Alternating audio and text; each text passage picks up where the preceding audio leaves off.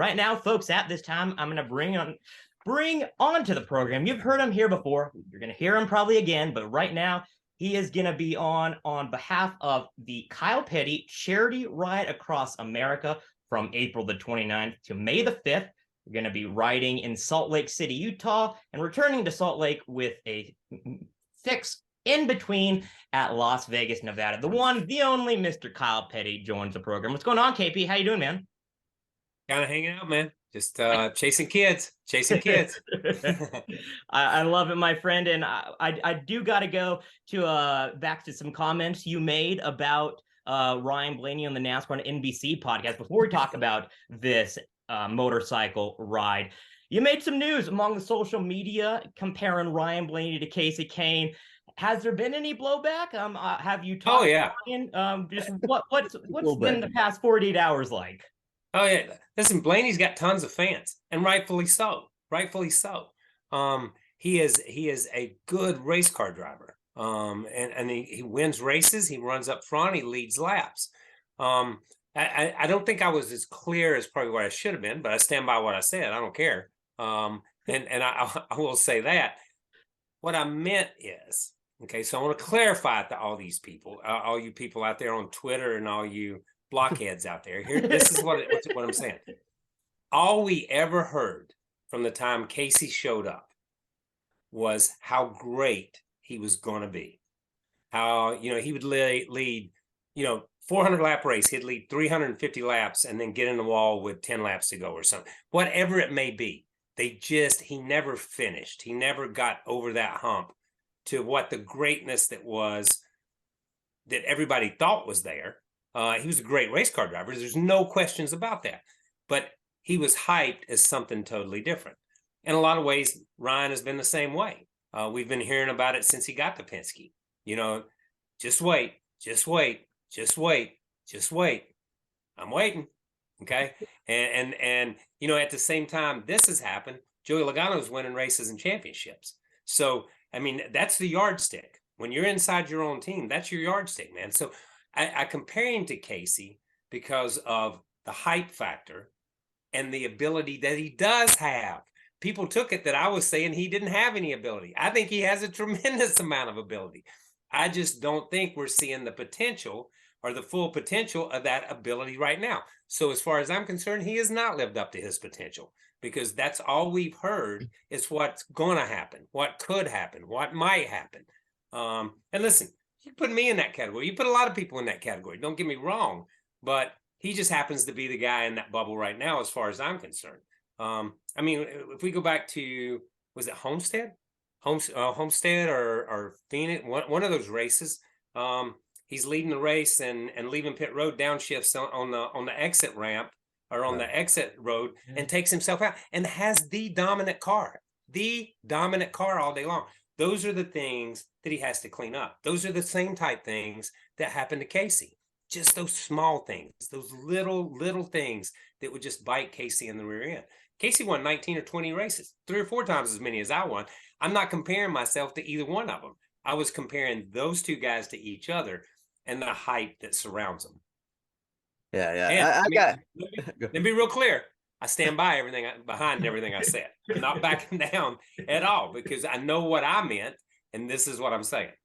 Yeah, I wouldn't expect you to back down. That's one thing I've always respected about you is you've had those opinions, you stood behind them. I got what you meant, but it's more fun for people on social media to get all up in arms about it, right? But Kyle, you're really, I want to say, if not the only one of the only ones that in NASCAR media that speak your mind, that give those hot takes that blow up Twitter and get everybody fired up, debating one side or the other. And it's something we see a lot in like the NFL, baseball, basketball. Every day you have those shows doing that kind of stuff. But NASCAR, it seems like a rarity. Why do you think that is? I think a couple of different reasons. One is mainly the history of the sport. If we go back to my dad, let's go back to Richard Petty and David Pearson and Cale and Bobby and Donnie and all those guys from the 60s. there were maybe Tom Higgins, Steve Wade, Bob Myers. There were 4 or 5 guys that followed the sport. And what you read in the paper might not have been exactly what happened. You know, they were really good at protecting the sport and protecting the image of the sport and building those guys up to be heroes, and presenting them that way. And that's why when we look at the golden era of the sport and we look back at the media in the golden era, a lot of it could have been golden fiction in a lot of ways, if you really look at it. And then we moved into Earnhardt and Terry and got Rusty and Mark and all of us came along, and it just kind of continued. Nobody spoke ill of anyone, and it's not. And let me be real clear here. Let me be real clear. I don't look at it as speaking ill of anyone.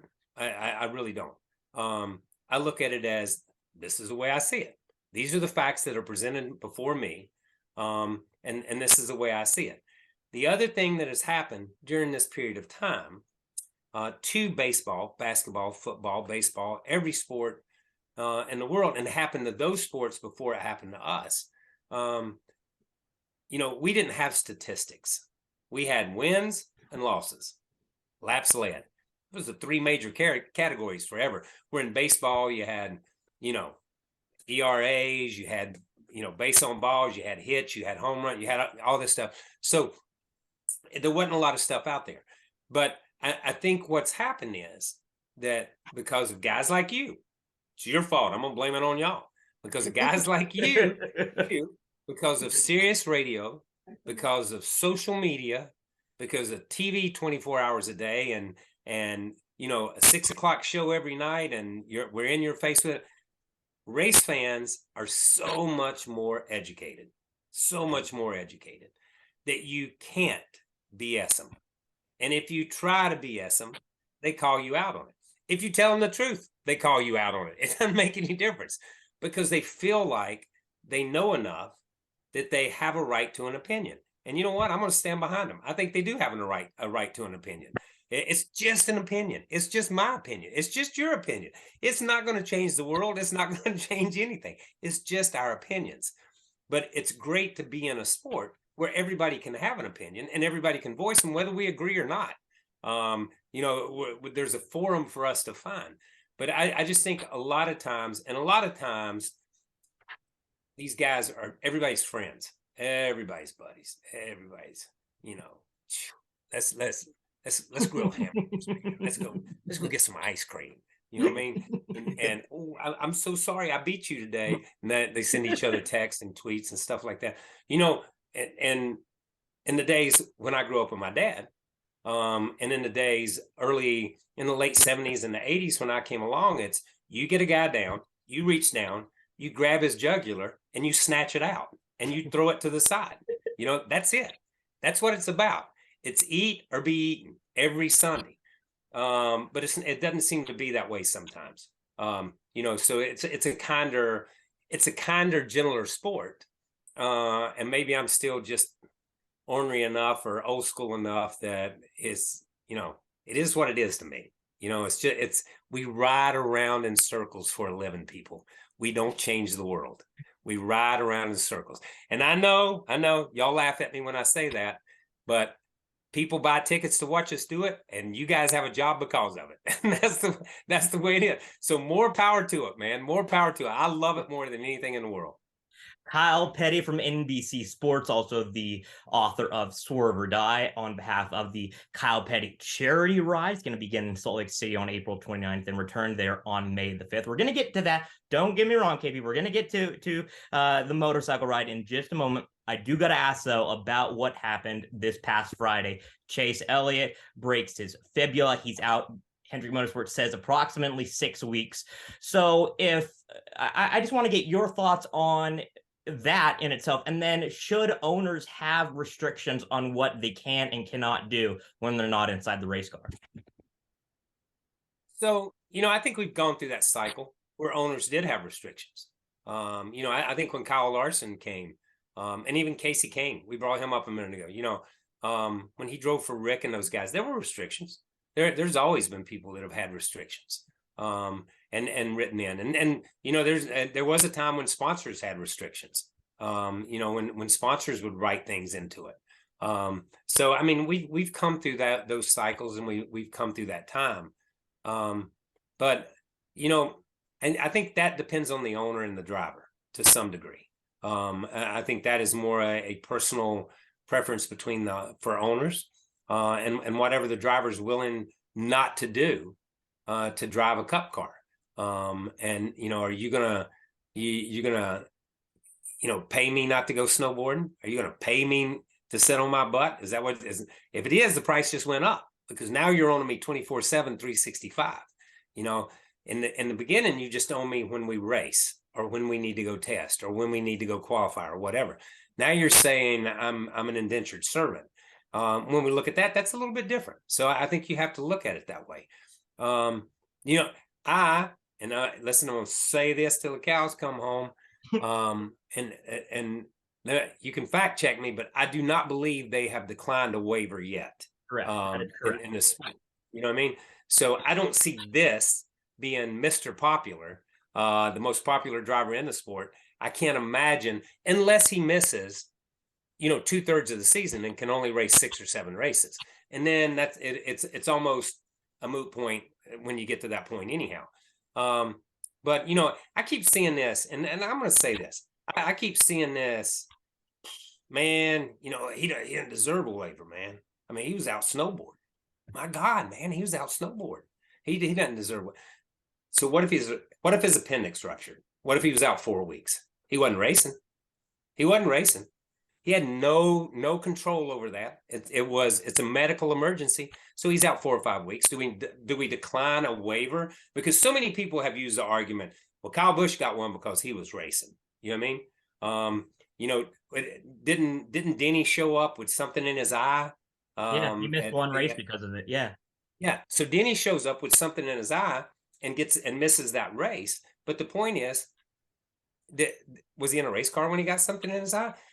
You can't connect the waiver to the car. I don't think that's what the waiver was designed for. I'm just saying me. If I'm on the Supreme Court and I'm judging on it, and I have to rule on this, I don't think the waiver should be connected to the automobile. Okay, the waiver is for medical emergencies, personal emergencies. If somebody's somebody passes away, there's a million different things that we could throw into that category where a driver would miss 1, maybe 2 races for personal issues. And I think you have to look at that. So I don't see the uproar. I don't understand the uproar. It's funny that it's in the sport, because we've just never had it. If you play PGA golf, you can miss as many tournaments as you want to. You don't have to play every tournament. You know what I mean? You play in the NBA, they set those guys on the bench every now and then and give them a rest. They don't have to play every game. You know what I mean? So I mean, I show up and I got a hangnail. Ooh, I'm on injured reserve. I got a hangnail.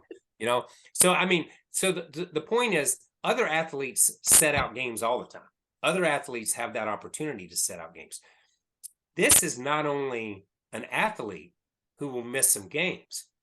This is, driving a race car and being in the sport is a full-time job. It's not a season. I don't know why we call it seasons. We only call it seasons because we changed from 2022 to 2023, from 20. These guys work all the time. These are the hardest working athletes that I know, 24/7 all the time.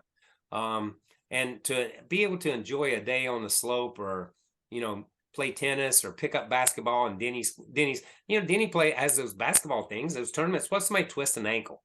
You know what I mean? What if somebody, bust their knee? Denny hurt his knee, I guess, at one time in a wreck. I don't know if it was basketball or whatever, but I'm just saying, what about these things? You know what I mean? So I got no problem with Chase. I think there's a number out there, and if you listen to what they said, nobody's going to apply for a waiver until he comes back. So if he sets out 7 or 8 months, he may not even apply for a waiver. He may say, hey, I'm out. I pass. You know what I mean? There's no way we can do something. So we're talking about, in some strange way, we may be talking about a hypothetical here and arguing about it, because it may never happen. I wrecked in May whatever year that was, 92, and came back at Darlington in September, when I had a compound fracture in my left femur. And I just set out, and you know what? The points took care of themselves. You had no snowball's chance in hell of winning a championship or even contending, but you could come back and win races. And that's one thing that every driver wants to be able to do, is be healthy enough to come back and win races and put themselves in position to contend. And I think that's where Chase's head's at. Yeah, for sure, for sure. And Denny Hamlin did tear. He talked about on his podcast this week. He tore both ACLs at some point or another playing basketball. So, Yeah. like you said, but Kyle, moving things along. Last time you and I talked, we talked a lot about your music. See the guitars behind you. You told me you've been doing a song every day or every week for a year at that point. You told me you had way more than 52 songs.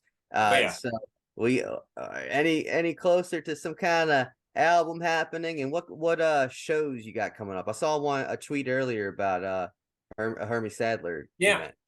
Yeah, Hermie's running for, what's he running for? Congress, Senate, something in the state of Virginia. Yeah. So I mean, he's running for something. That's awesome. So I'm going up and do a fundraiser for him. He called and asked if I'd come do it, and I said, shoot, yeah, man, I'll come. Give me a chance to play, I'll come do something. So I don't know if I'm any closer. There's days where I think, man, I'm gonna pull the trigger on this and I'm gonna go do it. And then there's days that I think, nah, I like it the way it is.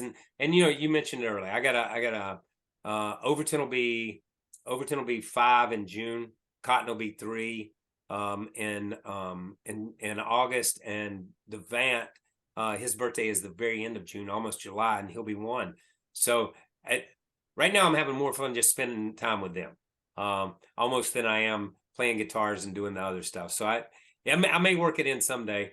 Who knows, man? Maybe I'll release something when I get to be 81 or 82. Maybe give me 15, 20 years. I do know one thing that KP enjoys, and that is his love for motorcycles. The 27th anniversary of the Kyle Petty charity ride, 1,500 miles on a 7-day trek. So KP, why Utah and why Las Vegas? Why did you choose those 2 cities? So here's what we're doing. We have not. So last year we went Phoenix. Where did we go?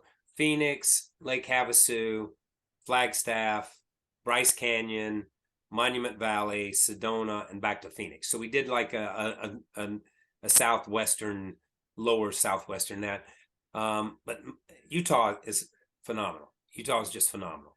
And we kept trying to figure out a way to get back to Utah, Nevada, Colorado, that corridor, just a little bit farther north. And we sat down, we said we've passed through Salt Lake, but we've never been there. We had a senator last year from Salt Lake that rode with us, so he kept talking it up. So we decided we'd leave Salt Lake, and we're going to Salt Lake, Ely, Nevada. Then we're going to Tonopah, which is over towards the California line in Nevada. We're going to spend an extra day there. We're going to do some side-by-sides out through the desert and out through the old gold mines and some of that stuff. Then we go down to Vegas, then Cedar City, then up to Moab, and then back to Salt Lake. So we're just making a loop. And our last big ride was Seattle to hey, I can't come right now. Give me a minute. Seattle to Key Largo, with Seattle to Key Largo. So that was all the way across country. So it might be another 2 or 3 years before we do the cross country again. We're getting a little older. We're going to do these short rides that are 200 or 300 miles a day, not 500 or 600 miles a day. Last but not least, KP, I know you got one that's screaming for you, so we'll finish this off fairly quickly, my friend. Where can we find you and how you're doing on this Kyle Petty charity ride? Your Instagram, your Twitter, and then any special guests going to be joining you on these rides? All right, so you can follow us on Kyle Petty Charity Ride on Facebook, Instagram, Twitter. Just follow me on Twitter. If you can weed through all the hate and all of that, then that's good, man. That's good. I enjoy it, so I don't have a problem with it. But so follow us there, and we'll tell you. And as we start the end of April, go into the first part of May. If you live in that area and want to come out and see us, you can go to our website, KylePettyCharityRide.com, to find out where we are exactly. and you can come out. My dad's going with us again this year. Donnie, I think Donnie's going to ride with us. But listen, this year is going to be the K&K show. Okay, Kenny Strader and Kenny Wallace. Okay. Oh my good. Wait, hold on. Yes. You're bringing Herm out there. Herm is on the deal, man, and I am so freaking excited about it. Listen, you guys think I say what I want to say? That's the man that says what. So the thing is, we're doing Kenny Strader went with us last year. He and Ann rode last year, and they just had such a great time that they're coming back this year. But Kenny Wallace, we talked him into coming. He's been doing some stuff with Rusty. And Steven, you know, they've got their own motorcycle custom business going. They're at Bike Week right now. So they're down there doing some stuff. But yep, Kenny Wallace is going with us, and we are so freaking excited. Max Pappas, some guys like that. We've got Rick Allen, guys like that. They're our usual suspects. But let me tell you, Kenny Wallace moves way up the top of the list. I just can't picture him. Will you be able to hear him talking with the helmet on, riding down the road still, you know? Listen, Kenny, everybody's got a CB, but Kenny's just going to scream at you when he rides by you. That's the way it is, man. So listen, he is pumped. He is pumped. I've talked to him so many times, and I've begged him a number of times to come, but he was still racing. And finally he's kind of stepped away from the racing a little bit. And this gives him an opportunity to come do it. Hey, KP, we need to get you out to Idaho, my friend. I live in Boise, so. Oh man, I love Boise. Yeah, we need to get you out here, my friend. Yeah, so we left Coeur d'Alene. Okay. Get on TV. We left Coeur d'Alene a couple of times, and that's one of the places we're looking at for either next year or the year after that is leaving Coeur d'Alene and riding down. Hold on, and riding down through Boise because we spend the night in Boise. We'll look at Coeur d'Alene and stay in Boise. Awesome. And then head south from there. So I will keep you posted on that, man. Perfect. I love it. First time I ever came to Boise, I have to say this. I came out there's a philanthropic Hall of Fame or something out there at the college, at the university. Oh, yeah. Yeah. So I came out to do a deal with Mutombo. I mean, he's like 7'3" Dikembe Mutombo. Yeah, he's huge, man, just huge. So I'm standing beside him, and we're doing this thing. Anyhow, so we go out to the football field that looks like a pond because it's blue. Yep. I mean, what is up with that, man? That would be like me going to a racetrack and it being purple and not gray. Yeah, you know what I mean? I mean, it just freaked me out, man. But that was so cool. And what the nicest people in the world in Boise. I'm gonna take clean city, nice people.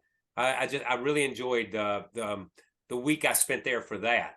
And then a couple of times that we've been through on the charity ride, the people have just been over the top nice.